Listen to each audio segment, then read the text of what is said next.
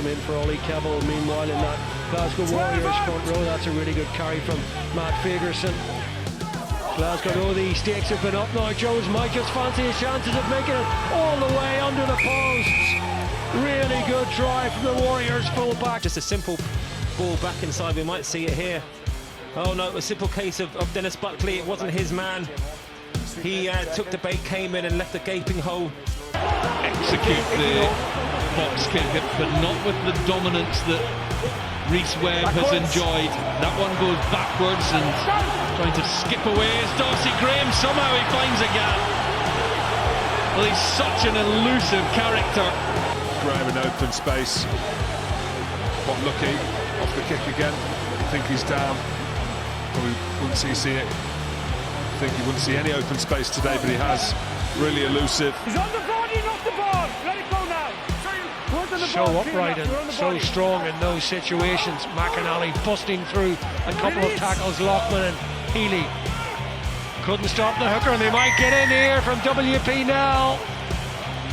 And they do, right on the half hour, the tight head prop. WP Nell gets Edinburgh's second try of the evening. Munster's defensive line becomes a little bit more passive, a little bit more soaking up the hits, so they're not coming off the line at any sort of aggression, and that breakdown is much easier.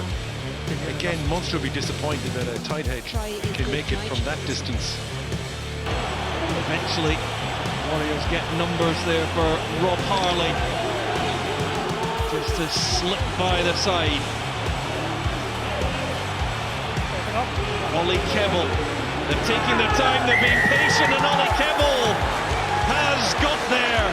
We just see Glasgow ramp up a little bit, put Scarlets under pressure, and then as soon as they get that 5-10 metres out, they're patient to come round the corner. Ali Price. Up goes Harley to take the line out from Stewart. Can they get them all moving? And now comes off, breaks round the side. They've got momentum too. Surely for Stewart! And the try is scored. Grant Stewart, the hooker, gets Glasgow's second score. Kicking themselves, and Munster will get a massive lift from that, but especially because in the first half we saw how clinical Munster were when they get into that position, and Glasgow have done exactly that. It took them longer to do it, and the multi-yellow card in the meantime as well, but yeah, it felt like that was inevitable. Edinburgh's defence stubborn so far this afternoon. It's inaccuracies again. Van der Valk's through on this.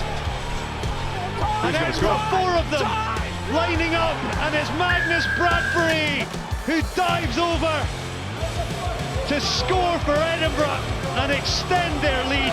He's done all day. Him and Christine have come up all day and forced players back inside. You talk about Brandon Thompson's carried the ball up simply because Edinburgh have brought line speed outside of his vision. Wilson directs, picks up and finds Gordon, and Tom Gordon almost wriggled free. It's Seuli now as they bring a bit of pace, bring a bit of fire. Can they get over the line? They certainly can! And the Warriors have scored, and they have reclaimed their lead.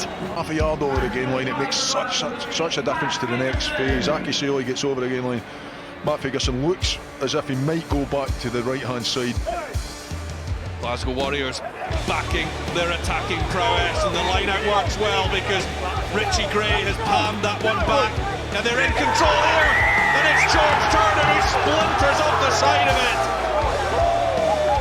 And two quick tries from the Glasgow Warriors have really turned this game on its head. At the back of the maul, he actually breaks out of this one slightly, and the power that he's got with the ball in hand, you see he just splinters out slightly, just sees a slight gap opening. Standout players in that first game as well. Gilchrist with the take, and Edinburgh have plenty of work to do, but going through Cherry they might just do it. He's got Watson on his shoulder, who's got Dean inside. What a response that is from Edinburgh, from nowhere. His beautiful hands from the travelling side, and Chris Dean goes over. Business of mind to get the ball away to Hamish Watson, who's followed up his work. And that, no, what a fantastic score, but what a great time for Edinburgh to score as well, really bounce back from. Being on the attack most of the second half, only 3 points to show for it.